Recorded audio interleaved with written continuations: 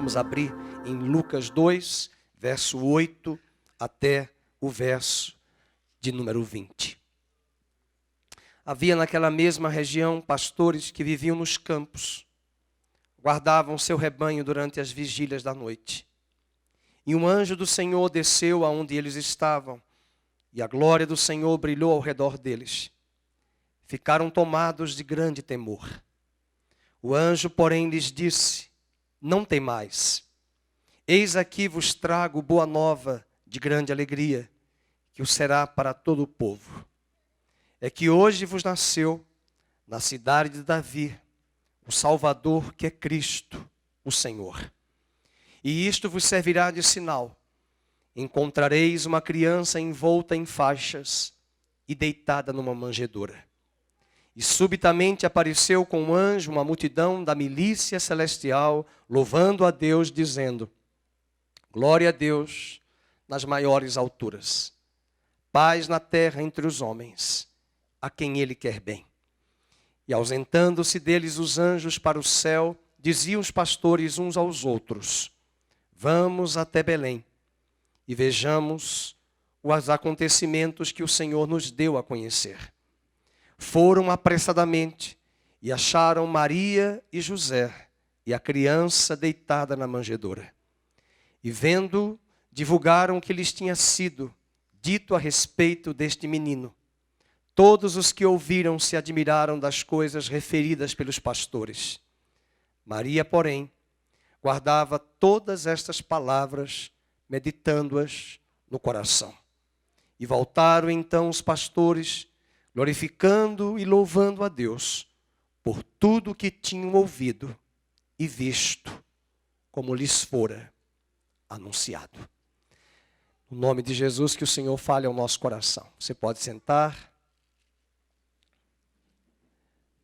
Os pastores de ovelhas, nos tempos bíblicos, não era uma profissão especial.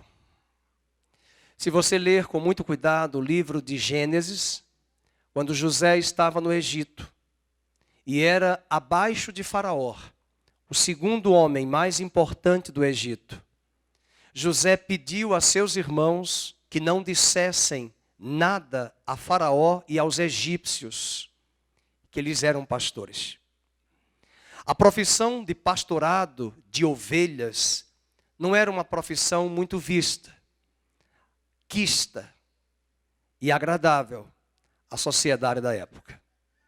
Se fôssemos comparar com o sistema de hoje, dos mundo capitalista, do trabalho, seria mais ou menos uma profissão voltada apenas para a produção.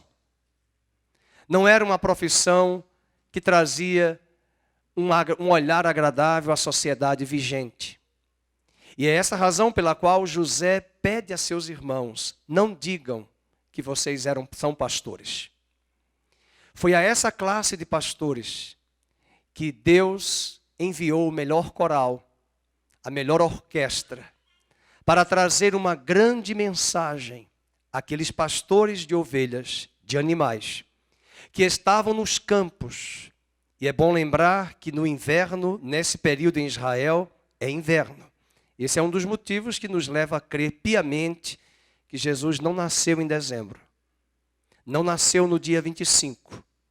O texto diz que os pastores estavam com as ovelhas nos campos à noite. É inverno em Israel. Chega até nevar. Mas não importa a idade, a época que ele nasceu.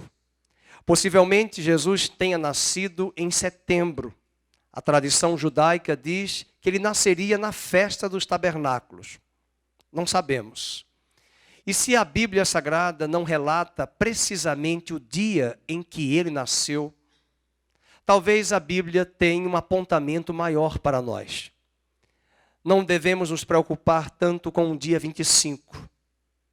Ontem eu fui comprar um presente no shopping com a minha esposa, e ao chegar muito rápido, porque essa correria de final de ano me incomoda. E eu falei: vamos, eu sou muito acelerado, e a minha esposa ficou para trás. E eu: vamos andando, porque eu não tenho muita paciência de ver aquela multidão, né, sem sentido algum. E me entristeci quando de repente eu vi sair do corredor o Papai Noel. Muito bem vestido, com as ajudadoras, eu não sei o nome daquilo ali. E ao chegar eu olhei assim, como as crianças e o shopping pararam, todos pararam para avistar o Papai Noel. E é isso que me traz essa irritabilidade, essa incomodação que Paulo sentiu em Atenas. Quando ele chegou em Atenas, a Bíblia diz que o espírito de Paulo se revoltou por enxergar muita religiosidade sem sentido. O dia 25 para muitos é o Papai Noel, é o peru, é o panetone, é o chocolate, é o presente. Mas eu quero hoje tomar as palavras dos anjos e buscar meditar com a igreja qual foi o conteúdo da mensagem dos anjos aos pastores. E que a mensagem que veio do céu dos anjos para os pastores seja aplicada em nossa vida. Natal, se o dia não foi citado na Bíblia, talvez Deus quer dizer muito mais. Todos os dias, Natal acontece. Natal, etimologicamente, é uma palavra que significa natalício, nascimento. E todos os dias, Cristo nasce no coração dos homens. É o que nos importa. Paulo diz que Cristo em nós é a esperança da glória. E a minha oração enquanto nós estamos sentados aqui, vocês sentados e eu de pé, pregando, é que concomitante os céus possam ecoar esta mensagem. E multidões da nossa família, amigos, colegas, tenham um encontro genuíno com Cristo e possam nascer de novo por uma obra sobrenatural de Deus. Novo nascimento não é o homem que traz, não é a igreja, não é a religião, não é pastor, não é padre. O novo nascimento é uma obra de Deus sobrenatural em nós. Então vamos meditar a mensagem que os anjos trouxeram aos pastores. Voltemos os nossos olhos para o capítulo 2 do Evangelho de Lucas, verso de número 10. E o anjo, porém, lhes disse, não sabemos se foi Gabriel. Em 2 vezes aqui o anjo Gabriel aparece a Zacarias, quando ele está no templo trabalhando, e o anjo Gabriel revela para ele, inclusive é o nome da criança, o filho do Fábio, que eu tive a alegria de consagrá-lo ali no Flamboyant, quando ele nasceu, o Gabriel. E lembro até hoje, quando o Gabriel nasceu, que eu disse a Cris, essa criança se chama mensageiro de Deus. Não sabemos afirmar aqui, não diz que anjo foi esse, o nome desse anjo. Geralmente Gabriel está sempre incumbido de trazer mensagens. Ele aparece no livro de Daniel, ele aparece no livro de Lucas, sempre como mensageiro, trazendo mensagem. E a mensagem do anjo é, não temais. E eu quero fazer um grande paralelo com essa mensagem, não temais. Eu sei que muitos de nós temos medo, mas talvez todos os medos com M maiúsculo vêm de um medo maior que surgiu no Éden. A queda de Adão, a transgressão de Adão, levou o homem ao escapismo. Em Gênesis capítulo 3, quando o homem peca e desobedece a Deus, é Deus que sempre toma a iniciativa e vai ao encontro do homem. E em Gênesis 3, quando Deus vai ao encontro de Adão após a queda, Deus pergunta, Adão, onde estás? Adão responde, eu tive medo e me escondi. Existe uma lacuna muito grande no coração do homem que Santo Agostinho disse que essa lacuna só pode ser preenchida por Deus. O apóstolo João, na sua epístola, diz que o verdadeiro amor de Deus em nós lança fora todo o medo. O medo gera insegurança. O medo gera instabilidade emocional. O medo gera dúvida. O medo gera ausência de paz.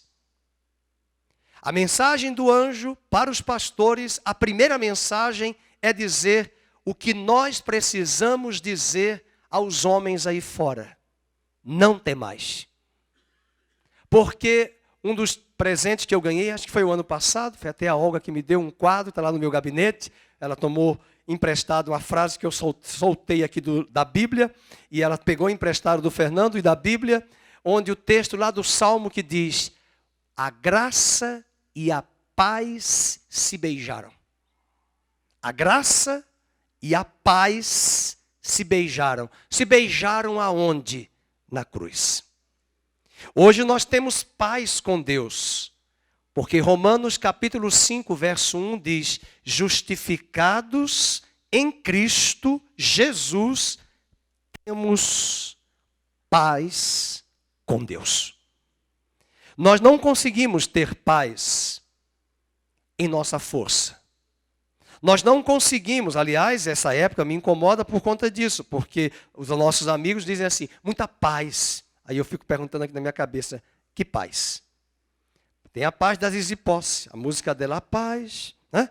A paz do Oriente, a paz das imposições das religiões orientais, de mãos, para ter paz.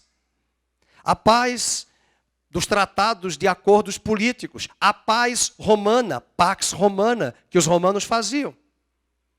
Mas apesar de todas essas pazes, há um grande inimigo em nosso coração que somente Deus pode pacificar, que é o medo.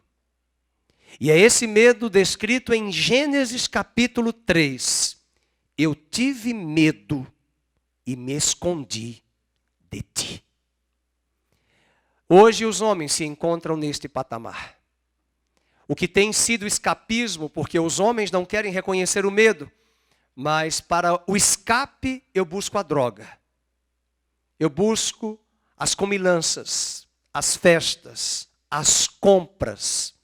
E todas estas coisas, as baladas, os shows, as festas, o luxo, a ostentação, a busca pelas riquezas, a busca pelos títulos, todas estas coisas podem ser ídolos, utilizados como escapismo para esconder esse medo que reside em nós. O Evangelho traz para nós as boas novas. E as boas novas que os anjos trazem, o anjo, não sei se foi Gabriel, que traz a notícia é, não temais. Não temais. E não se esqueça, igreja, o verdadeiro Natal não é o homem procurando Deus. É Deus tomando por iniciativa própria a busca pelo homem. E ele vai encontrar este homem lá na cruz do Calvário, se tornando pecado em nosso lugar, para se beijarem naquela cruz a graça e a paz. Aliás, cuidado com os jargões evangélicos. Não repita frases do tipo graça e paz, graça e paz. Quando Paulo escrevia graça e paz, guarde o que eu vou lhe dizer, graça é raiz. É Deus operando em nossa vida. Paz é fruto dessa raiz que foi plantada em nós. Quando a graça chega na irmã Olga, o fruto que virá é paz. E quando Paulo escreve em suas cartas que a graça e a paz de Cristo estejam convosco, ele quer dizer que vocês não se esqueçam que vocês estão enraizados na graça. E é esta graça que possibilita a vocês terem paz. Como pastor, e talvez como você e eu somos cristãos, não é porque eu sou pastor, como cristãos, as pessoas nos buscam e nos procuram para fazermos rezas fortes para elas terem paz. Depois das doenças do coração, que tem acometido mais pessoas, são as doenças psicossomáticas. E muitos têm tomado remédios caríssimos e altíssimos e gravíssimos para a saúde, buscando a paz. E o anjo traz a mensagem aos pastores: não temais, para mostrar a antítese e o remédio daquilo que Adão disse a Deus em Gênesis 3. Eu tive medo e me escondi de ti. Aconselhando recentemente a uma pessoa, eu tive que dizer a ele: por que você precisa de happy hour? O que é happy hour? Por que eu não quero ir para a minha casa, chegar no horário do descanso e ir para um bar?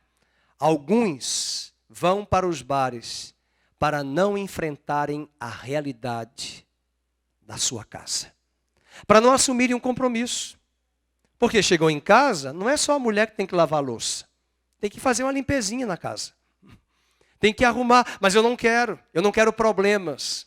Eu não quero ouvir os desaforos ou alguma coisa que ela tem que me dizer que vai me incomodar, que vai me chamar para o compromisso. E muitas vezes o happy hour pode ser um mecanismo de fuga, de escapismo.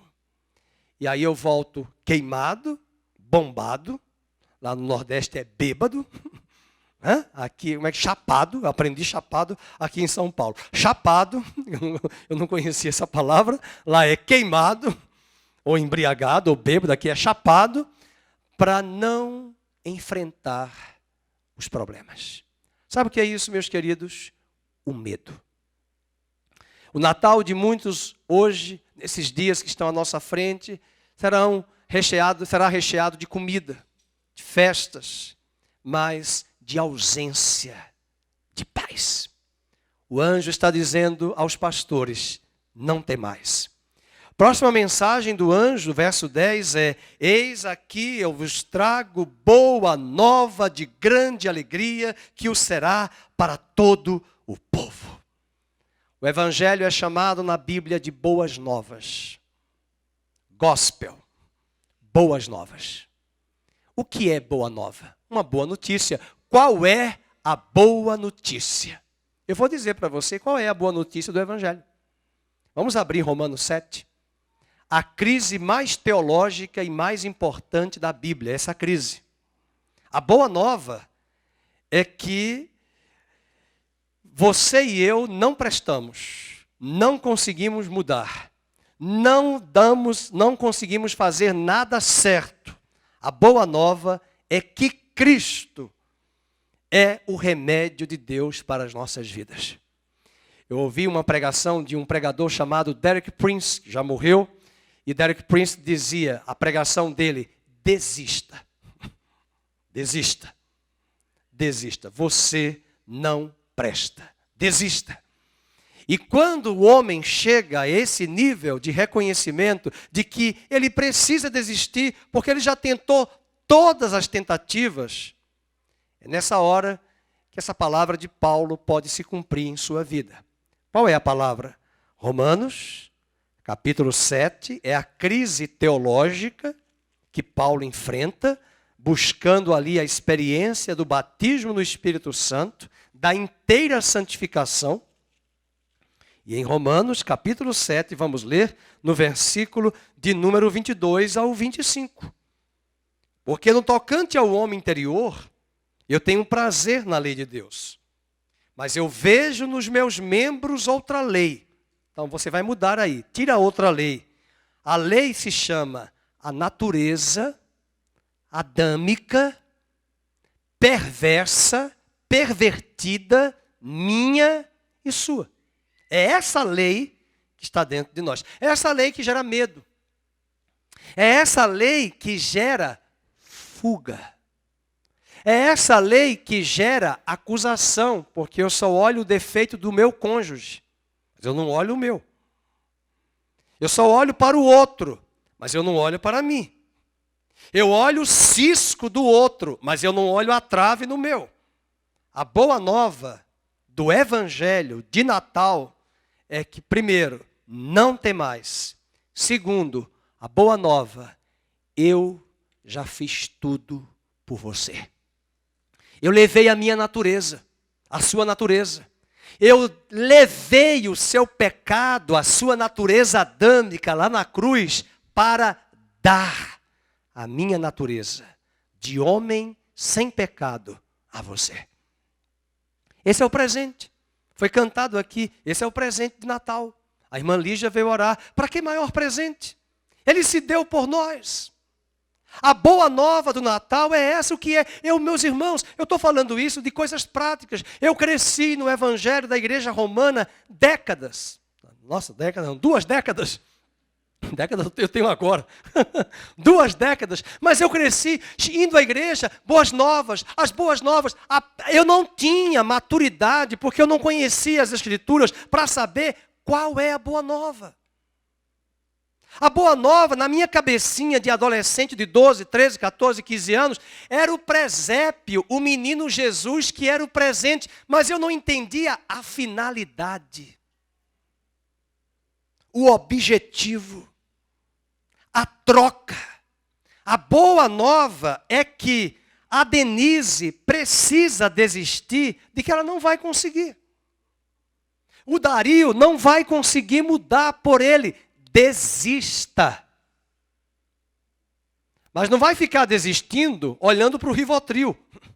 Desista e olhe para a cruz. Olhe para o presente de Deus. Olhe para Jesus. E Paulo vai dizer que no tocante à lei interior, a mente dele, ele tinha a lei de Deus, mas ele descobre um inimigo aqui. E é esse inimigo no verso 23 que guerreia, leiam, que guerreando contra a lei da minha mente, me faz, leiam, prisioneiro da lei do pecado. Você acha que eu estou falando anedota aqui? Meus irmãos, eu já estive em festa de Natal, que eu participei de uma casa que alguém me convidou, e a pessoa saiu da ceia de Natal para fumar maconha no banheiro, cocaína. Na casa, onde acabou de falar de Jesus. E eu, como tenho um olho no peixe e um olho no gato, eu falei assim, o que você vai fazer no banheiro? Eu digo, que cheiro é esse? Por que esse nariz está assim? Ah, pastor, o senhor já sabe. Aí eu falei, e por que você fugiu? Por que você se escondeu no banheiro? Por que você não volta para o espelho agora e diz para o espelho para você mesmo? Não espelho meu, se existe mais alguém bonito do que eu. Existe, Jesus. Mas você pergunte para o espelho, a você mesmo, como começou isso aí? Diga para o espelho quantas tentativas você já teve de mudar numa época como essa de Natal e você não consegue. Nós vamos esperar mais anos para celebrarmos o Natal e o ciclo continua. A resposta está no próximo versículo. Miserável homem que sou. Eu tenho uma ovelha em Montemor, é um senhor que eu admiro, ele tem idade de ser meu pai. Eu posso contar isso hoje, ele me deu autorização. Minha esposa e eu fomos almoçar em sua casa. Almoçamos. No almoço, quando eu entrei, o meu olho é um radar muito rápido. Quando eu entrei, uma carteira de cigarro ali. Irmãos, ele tem um coração, eu acho, melhor do que o meu. O coração dele é uma manteiga derretida. E como Deus gosta de pessoas assim. O meu não é bom, quis dizer apenas de bondade, de amoroso. Ele é uma pessoa maravilhosa. Quando eu entrei, eu digo, meu Deus, a carteira de cigarro aqui. Eu falei, Fernando, cala a boca, não é da sua conta. Aí eu entrei, e ele era da igreja, da minha ovelha. Aí eu falei, que horas eu vou falar, Senhor? Almoçamos. Aí eu tive um pai, meu pai fumava cigarro, muitos anos. Terminou de almoçar, eu falei, ele perguntou, pastor, um cafezinho? Ótimo, cafezinho. Aí ele tomou o cafezinho. Quando ele olhou, eu percebi, enquanto eu conversava com a esposa e a minha esposa na mesa, ele olhava assim, ficava assim. Eu falei, eu digo, o que é que o irmão quer? Mas eu já sabia. O irmão quer? Aí eu falei assim, e a inquietação? Eu falei, ô irmão, pode ir lá atrás, fazer o que o irmão quer, mas antes de ir, vem cá. Chamei ele, vem cá. Para não falar perto da minha esposa. Pergunta no espelho, quando o irmão for ligar o cigarro, como foi que começou isso aí? E eu quero ouvir depois, como é que esse vício entrou aí? Eu tenho certeza que começou com fuga, com medo de ser confrontado por causa do pecado. Pergunte a Deus. Imagina, eu acho que eu tinha na época 30 anos corrigindo um homem de 60. Ele foi, e até hoje eu não esqueço, quando ele terminou de fumar, ele voltou chorando. Pastor, eu perguntei. Eu digo, Deus falou? Deus falou. Eu falei, então, vamos buscar de Deus a cura. E o irmão não tenha vergonha, que isso não desmerece o irmão. Mas que o irmão tenha essa experiência das boas novas. As boas novas são: desista, desista e desista. Deus já fez tudo por você. Renda-se a Ele, entregue-se a Ele e a permuta será aplicada. Ele levou a tua natureza, Ele te entrega a natureza de filho de Deus, sem pecado, em seu homem interior, pelo Espírito Santo. Boas novas do Evangelho. Imagina, eu já vi um pastor que fez o pior. Está com uma chupeta do cão, irmão. Isso não é termo que se utilize. Isso não é chupeta. Isso é vício. E, aliás, quantas chupetas no mundo virtual. Que não são colocadas na boca, mas elas estão nas mentes, na alma. Porque são fugas em detrimento do medo. Mas eu quero dizer hoje de manhã a mensagem do Natal: o perfeito amor lança fora todo o medo. Não tem mais, não tem mais. Trago boas novas. Natal, boas novas. Na cidade de Belém, nasceu hoje de mulher um homem sem pecado. E Paulo vai dizer no versículo número 23... guerreando contra a lei da minha mente, me faz prisioneiro da lei do pecado, leiam, que está nos meus membros. Em voz alta, eu quero a igreja toda lendo o verso 24. Vamos. Desventurado homem que sou. Aqui a Bíblia é muito culta. Vamos logo colocar miserável. Miserável homem que sou. Quem me livrará do corpo desta morte? Não para aí não. Continua no próximo versículo. Já é a resposta. Vamos. Graças a Deus por Jesus Cristo, nosso Senhor, de maneira que eu de mim mesmo, com a mente, sou escravo da lei de Deus, mas segundo a carne, da lei do pecado. Já emenda com o capítulo 8 para entender tudo o que ele quer dizer. E o 8 começa. Eu quero ouvir um glória a Deus. Agora, pois, nenhuma condenação há para aqueles que estão em Cristo, porque a lei do Espírito da vida em Cristo te livrou da lei, do pecado e da morte. Essas são as boas novas. Essas são as boas novas. Não há mais condenação, não há mais medo, não há mais angústia. O que é que os psicólogos lidam? Com comportamentos condicionados. E esses comportamentos condicionados foram condicionados por quê? Fugas, escapismos, medo, insegurança, por causa dessa maldita natureza adâmica em nós. Ela não é resolvida com um batismo nas águas. Ela não é resolvida frequentando a igreja mais bonita de Campinas. Ela é resolvida quando o Espírito de Deus vem habitar em nós e o anjo Gabriel falou a Maria: como é que eu vou ficar grávida? É a mesma resposta para nós. O poder do Espírito virá sobre ti e o ente que há de nascer em ti será chamado Filho do Altíssimo. Quantos filhos do Altíssimo nós temos aqui hoje? Quantos filhos gerados sobrenaturalmente por Deus estão aqui hoje? Como foi que isso aconteceu? No dia que nós reconhecemos as nossas misérias. Nós somos tendenciosos a buscar o culpado. Quando Deus confrontou Adão, quem foi que te falou que você está despido, que você agora entende tudo. Ah, quem foi que te deu o fruto? Foi a mulher. Aí perguntou a mulher, Deus perguntou, quem foi? Foi a serpente. A serpente deve ter olhado assim, não tem ninguém para acusar.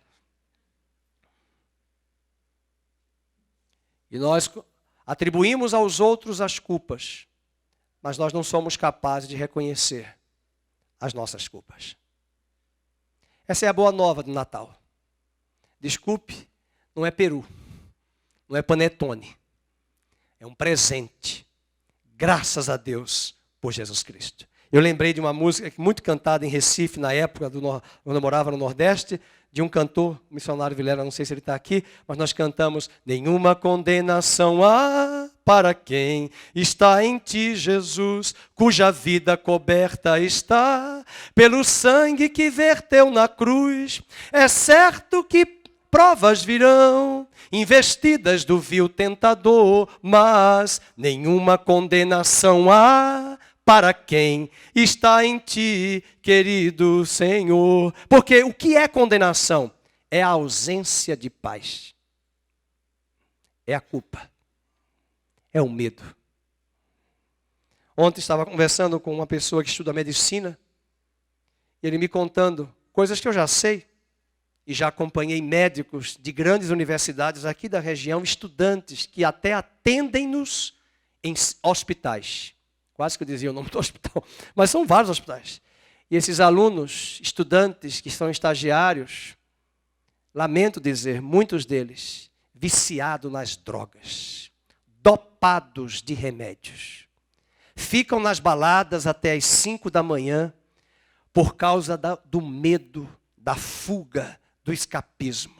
E chegam de jaleco branco nos hospitais, dopados de remédios.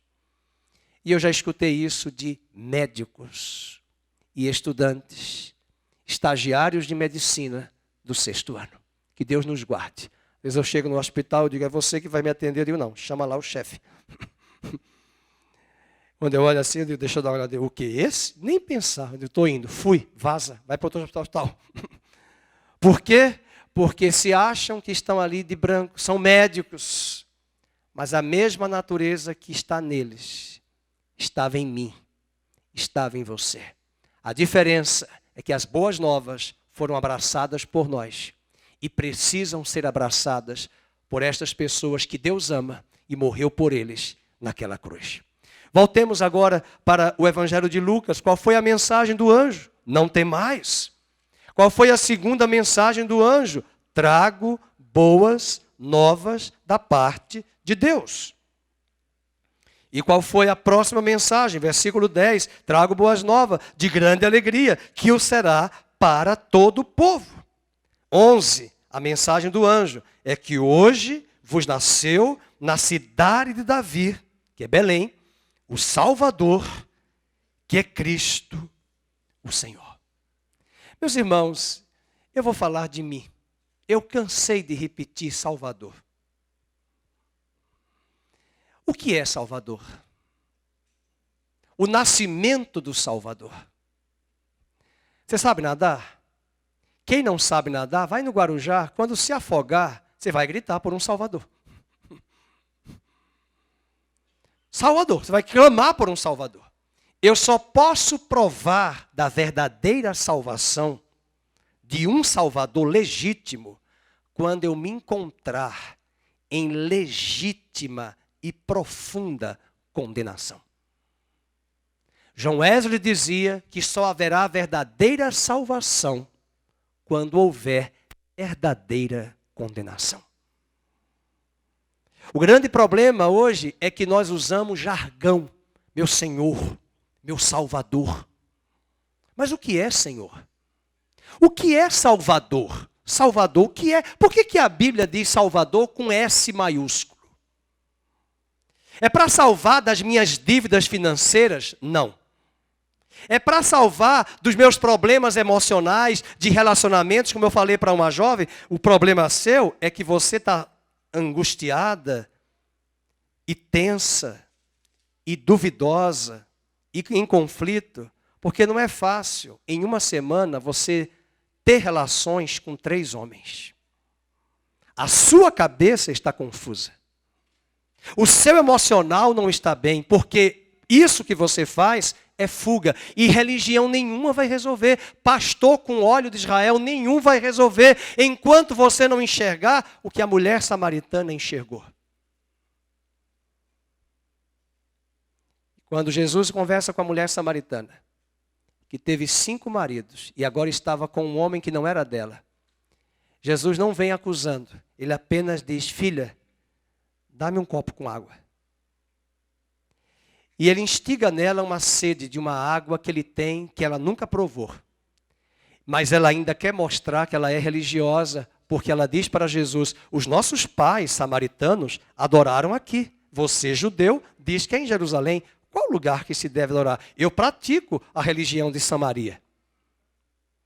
E Jesus disse: se você quer mesmo esta água, vai chamar o teu marido e vem cá. E o mais bonito vem agora. Ele disse: tu tiveste 5 maridos. O que tu tens agora não é teu. Como é que tu sabes isso da minha vida? E de repente ela indaga e parece que ela está nos devaneios de Júlio Iglesias. A música lá dos devaneios, devaneando. E ela diz: nossos pais adoraram neste monte. Vós, judeus, dizeis que é em Jerusalém o lugar que se deve adorar. O que tem a ver o confronto de Jesus com a abordagem dela do lugar onde se deve adorar? Tudo. Ela entendeu que a religião dela não era capaz de resolver o medo e o vazio existencial da fuga que ela tentou preencher com o sexo. E ela entendeu quando Jesus disse: vem a hora e já chegou, mulher, em que os verdadeiros adoradores adorarão em espírito e em verdade. E ela encontra o Salvador, e ela vai falar do Salvador para toda a vila, e ela vai ganhar aquela região da vila para Cristo, porque ela se viu condenada, não por ele, mas pelos seus próprios pecados. Portanto, a boa nova é que o Salvador nasceu. E nasceu aonde? Em Dubai? Nasceu aonde? Em Jerusalém, a cidade linda de Israel. Aonde o Messias nasceu? Em Londres? Em Maceió? Na praia do futuro? Hoje alguém na TV falou: eu estou aqui, vim passar Natal na praia do futuro. Nossa, que maravilha. Mas depende do que é maravilha. Maravilha porque é mar, eu gosto de mar. Mas Natal, na praia do futuro, isso não é Natal. Isso é um banho de mar. Mas o que é Natal? Mas o Natal, a cidade que ele vai nascer, eu vou falar bem baixinho, era a cidade que nem o Ibope configurava ela. Miqueias disse: e tu, Belém, menor tu és entre todas as cidades de Judá, é de ti que me sairá o Messias, aquele que governará sobre todos. E hoje, até nós, para entrarmos em Belém, a nossa guia de Israel teve que trocar, porque Belém é dominada pelo povo palestino e não pode entrar judeu em Belém. E se um guia de Israel entrar, eles ficam em cima, e já teve caso de morte e apedrejamento, e expulsar a pessoa, porque eles não querem judeu algum em Belém. Mas foi lá em Belém, a cidade rejeitada, a cidade pequena, também chamada de Efrata, que Deus falou: é de ti que sairá o Messias. E aí Jesus nasce em Belém e os pastores dizem: nasceu na cidade de Davi o Salvador, que é Cristo. Quem? E agora vem outro título que nós não entendemos: Senhor. Você sabia que hoje é muito fácil nós fazermos a profissão de fé para se batizar e dizer: Jesus é o meu Senhor, Jesus é o meu Senhor. Mas para a igreja primitiva era essa uma pergunta nevrálgica. Quando as autoridades romanas perguntavam no Coliseu, nos estádios romanos, e César se apresentava como Senhor. A palavra hebraica é Adonai, Mas a palavra grega que vai ser utilizada é a mesma palavra para Adonai. E quando os apóstolos pregam em Atos 2, em Atos 3, em Atos 5, pode anotar, eu tenho uma Bíblia onde eu marquei todos os sermões dos apóstolos em Atos. Pintadinho, o conteúdo dos sermões. A maioria dos sermões termina assim: Deus o ressuscitou e o fez Senhor e Cristo. Senhor e Cristo. E está com S maiúsculo, sabe por quê? Porque a pergunta que César fazia, quem é Senhor? Para vocês cristãos, que estão na arena, prestes a serem mortos, César ou esse gnóbio galileu chamado por vocês de Jesus? Se eles dissessem que era Jesus, as bestas feras já eram soltas para matar, engolir e destroçar com os caninos e os molares dos leões os cristãos. A pergunta era essa: quem é Senhor? Na cidade de Belém, e Belém hoje pode ser metaforicamente apresentada como o nosso coração. Um coração desprezado pelos homens, mas tão precioso para Deus. Deus quer transformar este coração e ser Senhor e Salvador deste coração. Agora preste bem atenção à consequência do senhorio dele. Eu não vou citar nomes, porque está sendo filmado ao vivo, mas eu me lembro de uma pessoa que eu acompanhei, a irmã Zezé vai lembrar, a irmã Patrícia, que nós oramos, a pessoa veio, igreja, Jesus, mas até hoje ele não conseguiu ser Senhor. Porque Senhor, se Ele é Senhor, eu não perdi a minha vontade. A vontade dele é que vai ser a prioridade. Se Ele é Senhor, eu vou agradá-lo. E aqui o pastor Aníbal tem razão. Se Ele é Senhor, domingo é o dia dele. Eu não posso fazer com o domingo dele o que eu quero. O domingo é do Senhor. Eu tenho que estar na casa do Senhor. Não é churrasco. Não é festa. Não é balada. Domingo é do Senhor. E é esse dia, e é essa mensagem que os anjos trazem aos pastores. Nasceu, o Salvador, que é Cristo, o Senhor. Além disso, qual é a mensagem da criança? Versículo dos anjos, falando da criança. Versículo 12, a próxima mensagem. E isto vos servirá de sinal. Para aquela época, o sinal era uma criança envolta numa faixa. Mas eu quero dizer hoje, o sinal de hoje, para os dias de hoje, é que ele não virá como uma criança envolta. Ele virá como um leão para reinar e governar. Não é tempo mais de montarmos presépio e ficarmos falando do bebê, do menino Jesus. Do menino Jesus. Eu era criança e eu tinha a imagem do menino Jesus de Praga. E eu ficava, mas por que é Praga? Depois eu entendi que é Praga da República Tcheca. E eu fiquei pensando, mas como é que ele foi para Praga, na República Tcheca, do Oriente para a República Tcheca? O menino Jesus de Praga. E ele era adolescente, a roupinha, né? Lá eu tinha a imagem. E adorava o menino Jesus de Praga. Aí eu ficava, mas como é que é Praga? A minha cabeça ia mil. Então, quando nós olhamos para essa mensagem de sinal, ele não virá mais como um menino numa manjedoura. Aliás, ele virá como ladrão, para os que não o conhecem. Mas virá como noivo, para uma noiva que está na expectativa da lua de mel com ele em breve. Ele não virá mais no escondido, no oculto para a sua noiva. Ele virá como ladrão, para os que o desprezam e apenas usam o seu nome no Natal, como apenas uma forma de cobrir ou recalcar, ou até mesmo colocar ali uma cal, uma tinta, para mascarar a verdadeira mensagem do verdadeiro Natal. E continuando, a mensagem continua no verso 13, diz, e subitamente apareceu com um anjo, uma multidão de milícia celestial, louvando a Deus e dizendo, qual foi a mensagem do anjo agora no coral de anjos? Vamos ler o 14. Glória a Deus nas maiores alturas e paz na terra entre os homens a quem Ele quer bem. Aqui nós temos duas mensagens a mais no conteúdo da mensagem dos anjos. Glória a Deus nas alturas. Sabe por que glória a Deus?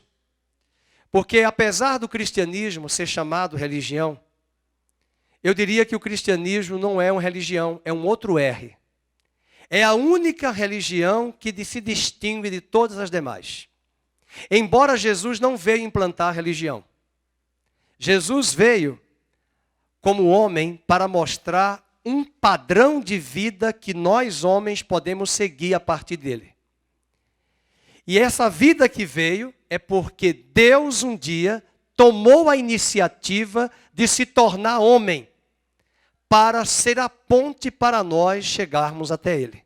Agora preste bem atenção. O que é que todas as religiões fazem? Se eu pudesse usar uma tela, uma imagem, imagine comigo essa tela. Todas as religiões são setas de baixo para cima, expressando tentativas humanas de quererem chegar a Deus. Mas o cristianismo é uma única e definitiva tentativa de um plano perfeito, preparado desde a fundação do mundo, de Deus que um dia desce de cima para baixo. Para descer tem que ser de cima para baixo mesmo. Desce e se torna homem para reconciliar todos os homens com Ele. Qual é a diferença das religiões para o cristianismo? É que as demais são setas de baixo para cima. O que é cristianismo? É Deus se tornando homem para reconciliar os homens com Ele mesmo. E por isso Paulo, os anjos dizem, vamos ao verso 14, glória a Deus. Por que glória a Deus? Porque foi Ele, o Verbo se fez carne e habitou entre nós. Glória a Deus nas maiores alturas. E foi Ele que trouxe a iniciativa, tomou a iniciativa, como Ele fez com Adão. Onde estás? E Ele cobriu a nudez de Adão. Trocou as folhas de figueira por vestes de cordeiro e aplicou a justiça sobre Adão. E Adão teve o seu pecado expiado. E as boas novas de hoje não são diferentes, não é diferente. A boa nova, ele se torna homem, ele habita com os homens, nasce como homem, sem pecado, vai à cruz sem pecado, se torna pecado em nosso lugar, porque foi o único homem nascido de mulher. E o profeta Ezequiel disse, busquei entre eles um homem que se colocasse na brecha, mas não encontrei. Quando Davi se apresentou como homem a Golias, e Golias perguntou, dá-me um homem das fileiras do exército de Israel, dá-me um homem, não tem homem aí não? Davi deve ter feito assim, sou eu este homem, com 17 anos. Mas Davi vai cair em adultério. Davi vai praticar homicídio. E por toda a Bíblia, Deus está levantando um homem e esse homem falha. Levantando o homem e ele cai. A tal ponto que Satanás fica furioso e usa Herodes para matar todas as crianças de 2 anos para baixo. Porque ele percebeu que um homem sem pecado, Rei dos Reis, havia nascido. Vamos matar este homem. Mas a Bíblia diz que Jesus afirmou várias vezes, ninguém me mata. Eu tenho poder para dar a minha vida e tenho poder para reassumir a minha vida, porque esse mandamento eu recebi do meu Pai. Isso mostra que tipo de morte ele teve. E os anjos vão cantar, glória a Deus nas maiores alturas, e finalizo com o verso 14. Todos, paz na terra, entre os homens, a quem Ele quer bem. Por mais que os homens façam tratados de paz, há uma natureza adâmica em nós, que gera inveja, que gera ciúmes, querelas, intrigas. De vez em quando, até nas melhores famílias cristãs, ouvimos casos de parentes que não podem se encontrar no Natal, porque não se falam até o dia de hoje. Isso mostra que por mais que celebremos Natal, falando de Cristo, mas se essa paz não foi imputada em nós, não é o verdadeiro Natal.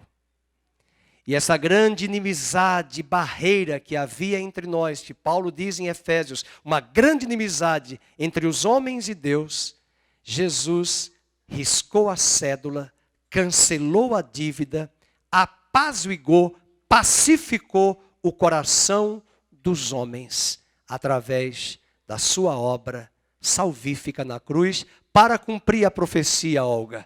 A graça e a paz se beijaram. Justificados, pois, em Cristo Jesus, temos paz com Deus. Esse foi o conteúdo da mensagem dos anjos aos pastores. Não temais, trago boas novas, glória a Deus nas alturas, paz entre os homens. Nasceu hoje em Belém o Salvador e o Senhor. Eu não gosto dessa mensagem. É melhor panetone e peru. Eu falo isso, meus irmãos, porque eu já fiz Natal com a minha família já convertido. E ao chegar na mesa, uísque, cerveja, olhei para você, lembra, Adriana, bebida, muitas bebidas. E sair daquela mesa com 21 anos, 22, chorando.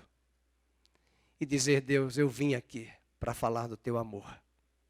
Esse não é o Natal que eu quero. E Deus teve que me ensinar em família a chorar ali mesmo e olhar para eles da forma como Deus olha. E na cruz Jesus disse, Pai, perdoa-os. Eles não sabem o que fazem e o que dizem. Não critique seus familiares pelo Natal enganoso que eles estão. Lembre-se que eu e você éramos piores do que eles. Deus não olha para eles como nós olhamos. Peça a Deus para você e eu olharmos para a sua família, a minha família, como a forma que Deus olha. Deus olha com um olhar de ternura, de compaixão, desejando que um dia eles cheguem ao arrependimento. E desejo hoje a mensagem dos anjos aos pastores, à Igreja Nova Vida. Embora teremos culto terça-feira de Natal para o aniversariante. Então venha, não fique esperando o peru, venha para o Natal.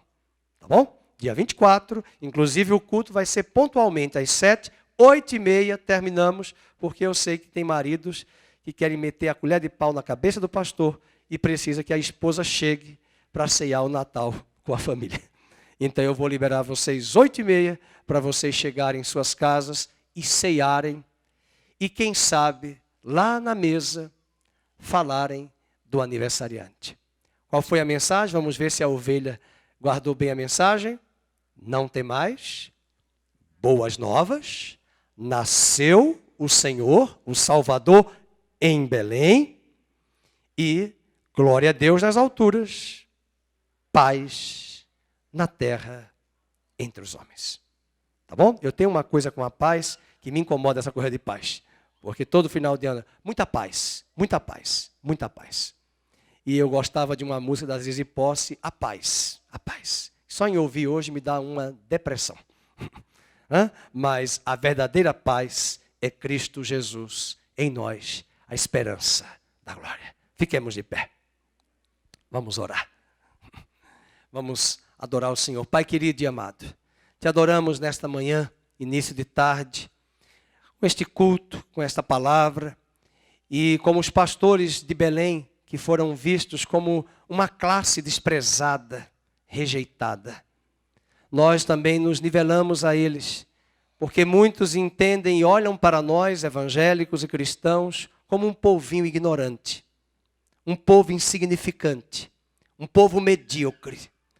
Mas aprove ao Senhor, como diz Paulo aos Coríntios, expressar a tua loucura da pregação e confundir os sábios e os intelectuais.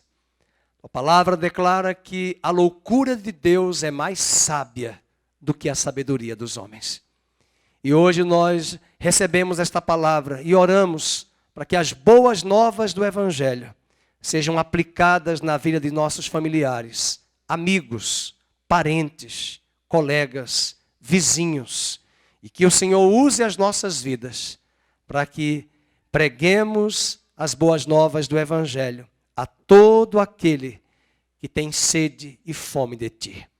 Que neste Natal o Senhor nos guarde desta correria de final de ano, desta agitação das festas, das cumilanças, mas que o verdadeiro aniversariante, que é Cristo em nós, seja aplicado na vida da igreja, adorado e celebrado, mas também aplicado no coração de todos quantos nos cercam, que terão a oportunidade de ouvir a Tua palavra. E que o amor de Deus, a graça maravilhosa e bendita de Cristo, a doce consolação do Espírito Santo permaneçam sobre todos, hoje e sempre, no nome de Jesus. E te agradecemos pela cura do Gabriel, pelo renovo do Gabriel. E que o Senhor nos dê boas notícias da Tua intervenção na vida desta criança, da Adriana, da Dona Edna e de todos quantos estão aqui clamando pela intervenção do Senhor em suas vidas. No nome de Jesus oramos agradecidos. Amém e amém.